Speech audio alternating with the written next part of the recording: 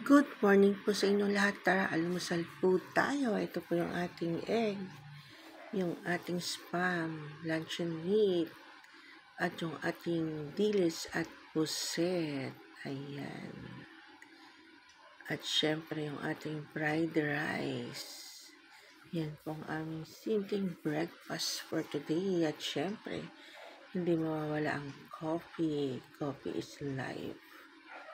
Ayan. Ang ating breakfast. Yun ang coffee. Coffee is life. Pwede na tayo mag-coffee ngayon kasi medyo malamig-lamig na ang panahon. Ayan. Sarap po ng dilis. Crispy. At yung ating puset. Ayan. Thank you for watching. God bless everyone.